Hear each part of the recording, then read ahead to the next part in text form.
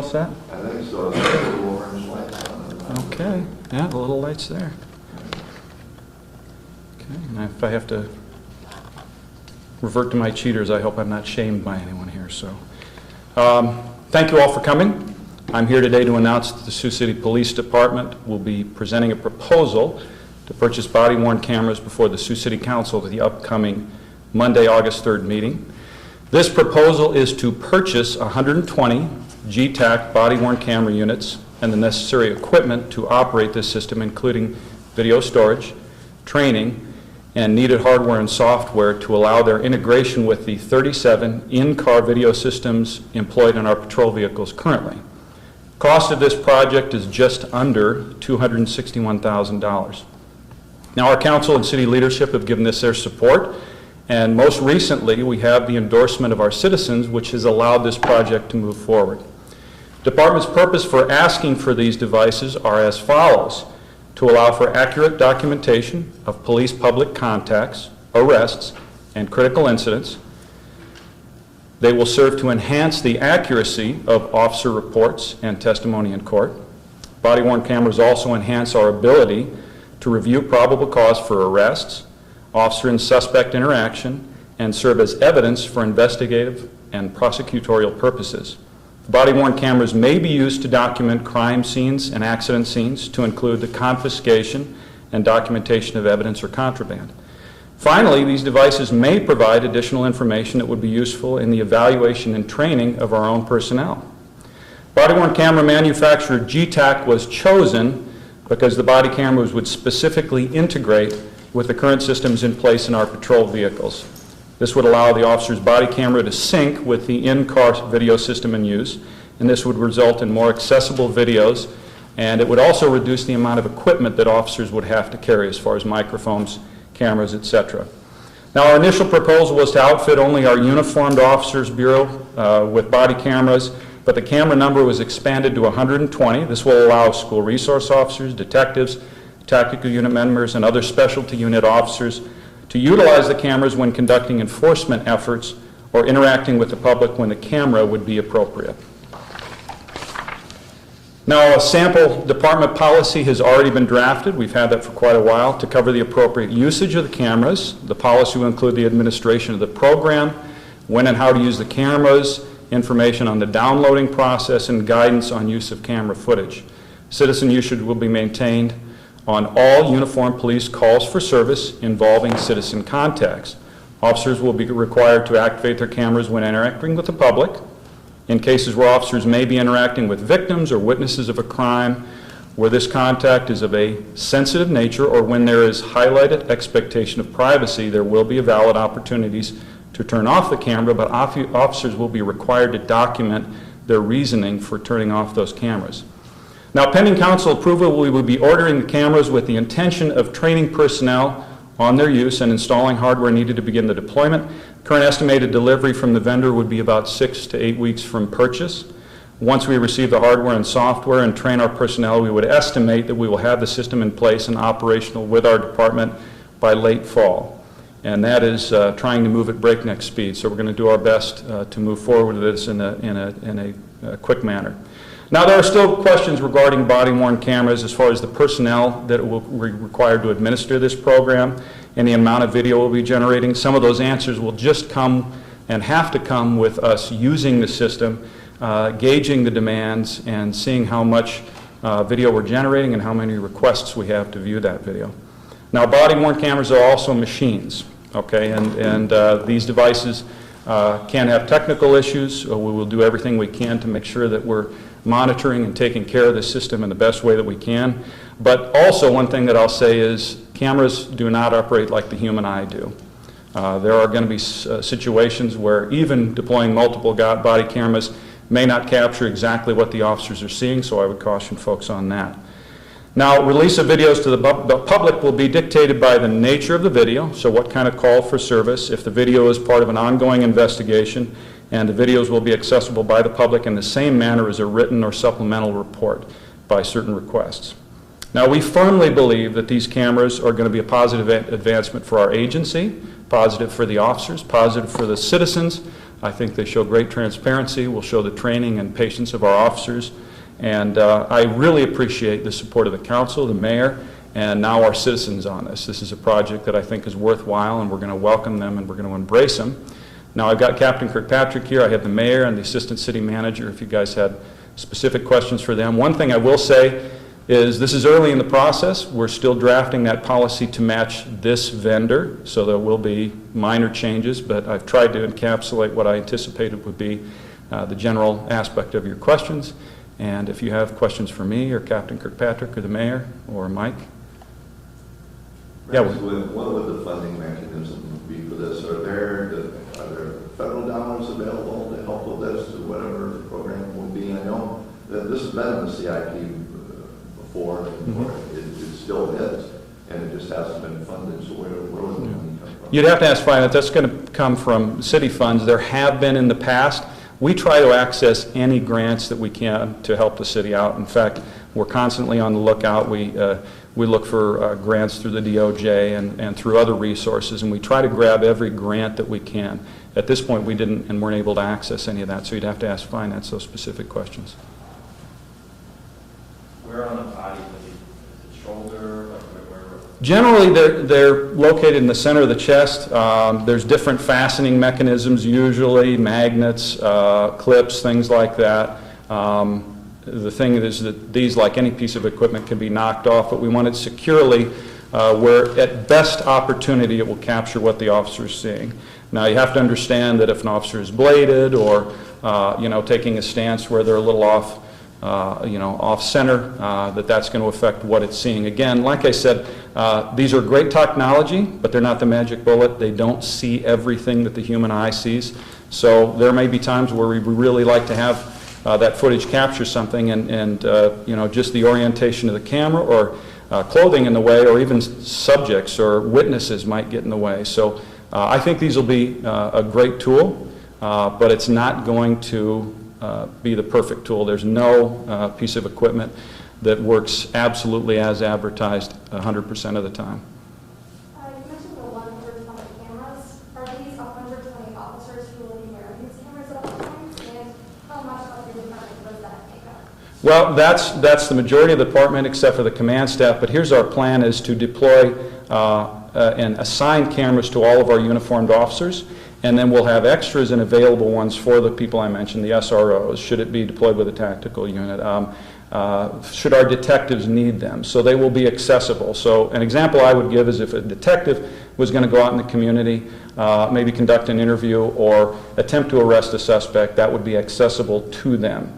We're trying to have the best compromise between having enough for all of our personnel who regularly interact with the public and having some accessible, because not everybody needs one. I don't think that Captain Kirkpatrick and I are going to need one on a daily basis, but we'll certainly have access to them if he and I are involved in something where we see that necessary. But for the most part, uniformed personnel will have them on all the time.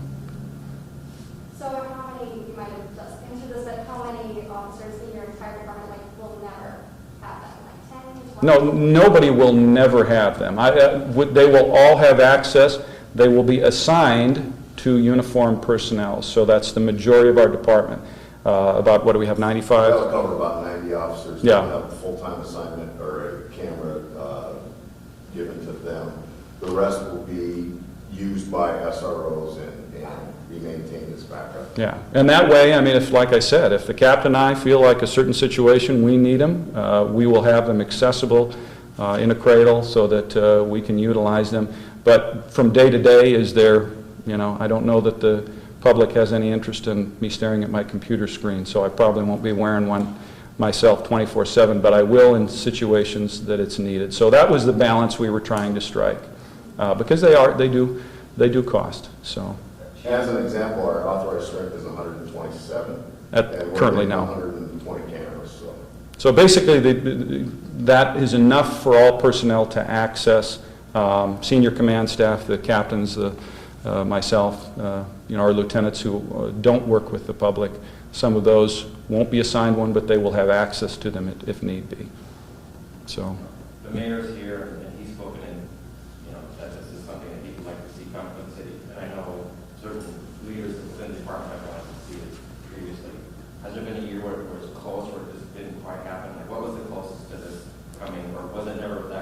Well, no, I think it's always been on the table. We've introduced it, but what we've lacked until now was that public support. I've spoken to the mayor about this. The council and the mayor have been supportive. We've been supportive. But what we missed, that element that we missed, is the public saying, we want these. And we now have that public support that allowed us to move forward. That was kind of the missing element in this. And we're grateful for that. We're grateful that we have public support. I'll let the mayor speak about that, but we thought this would always benefit the department. I know the mayor and the council always have. So again, we had some very public statements of folks who wanted us to have it, and I appreciated that. I appreciated the constructive discussion that from the people that we serve that allowed us to move this forward. I'm sorry, I do not know the background of this, but so Woody said that it had been a CIP in various years and it didn't happen. Was it a money issue more than anything in previous years? That would not be an answer that I could have, I could speak for.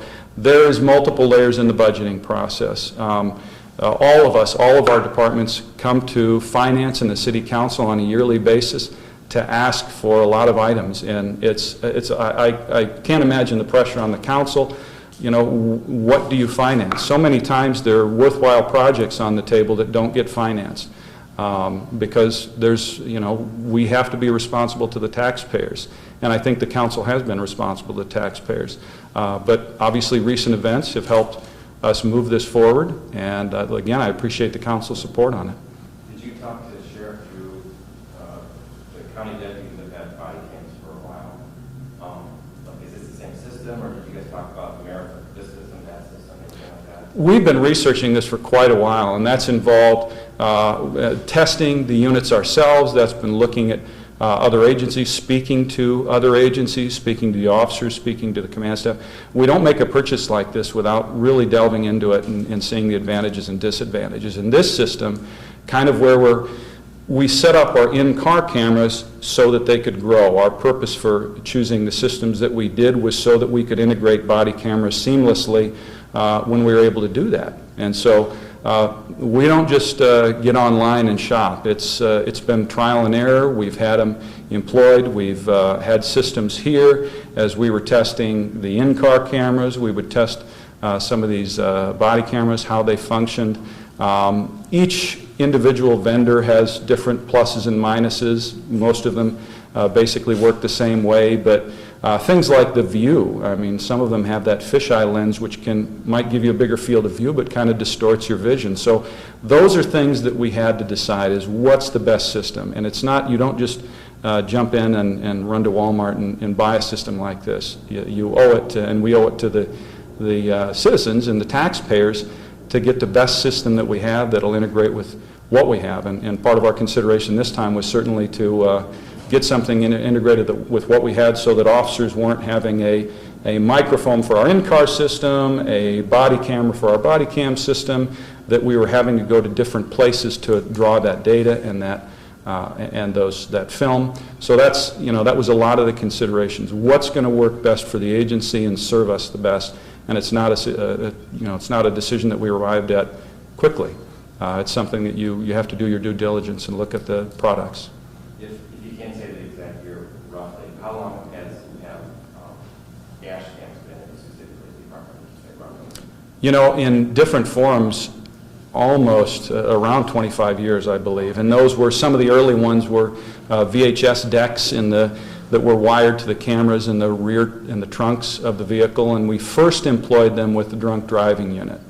And so that was, and we've built those up, had them in cars for quite a few years now, but initially we used them for alcohol and impairment in our traffic units.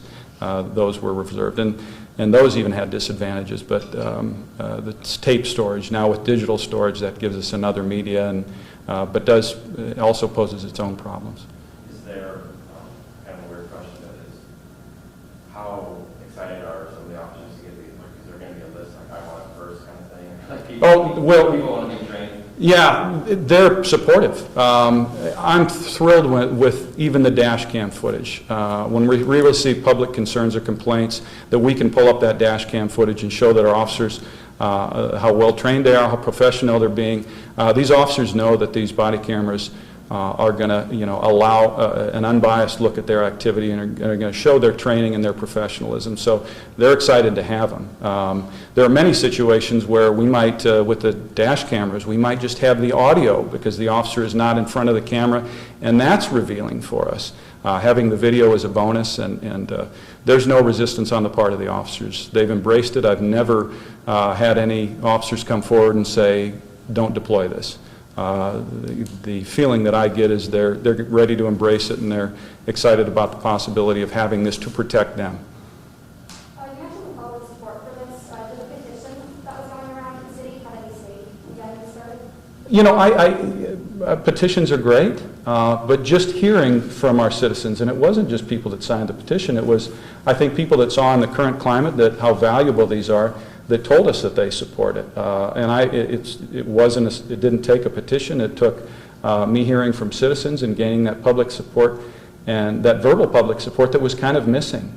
We really didn't have people beating down our door asking us to get it, but regardless, we were researching and looking to obtain them. We knew it was a valuable tool. I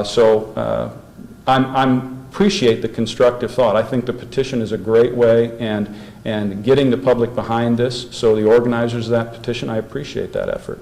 I think that it just sent a signal that we had that piece of public support, but that's not the only place that I heard it. So we've been getting it from a lot of people, which I appreciate.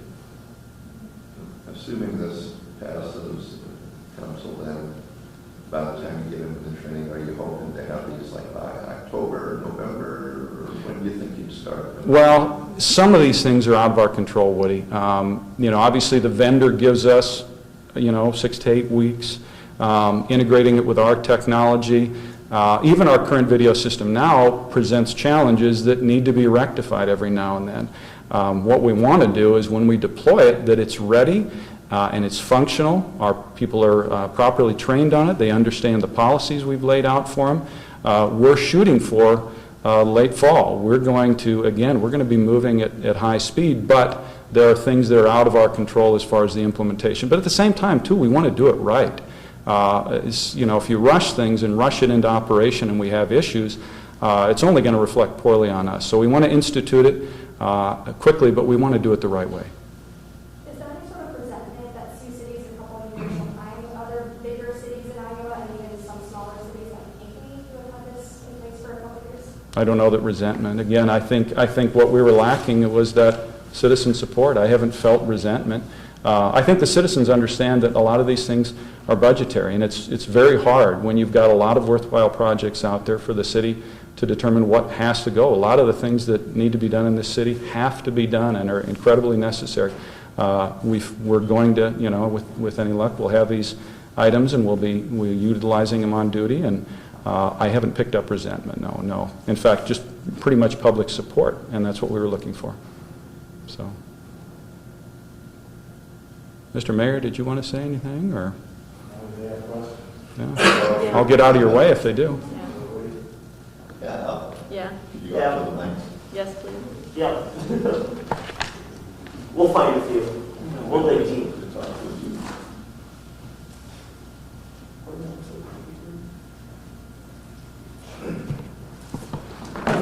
I started, where would the funding come from this? I asked Rex about it. Are there grants out there? No, I don't think there's any grants at this particular point in time. Probably, if I have a say, it would be in the camera money. We have excess camera money, and that's what it's supposed to be used for, is public safety. So I'm sure that would be the first place we would look for funding. Did you say camera money? That's the red light camera. Red light and speed cameras, yes. So from the revenues that red light cameras bring in, is that what you're saying? Red light, speed, but yeah, the camera money, it doesn't, I don't know, I can't tell you it's going to come from a stop sign or a speeding ticket, but it'll come from that fund. It all goes in the same fund, so. Let me answer a couple other questions. Let me just say, first of all, I appreciate where we're at today, and public input obviously does have some effect on this. I've been a supporter, contrary to what some former chiefs may say, I've been a supporter of this because I believe personally that we have a very good professional police department, and these cameras will only confirm what I believe to be that we have police officers that act in a professional manner. And if for some reason somebody doesn't, we need to make sure we have that, and we need to make sure we learn from that, and we need to make sure we train for that, which I know this department will do. So I see it as a positive tool no matter how they're used, and I think it'll be good for our police department.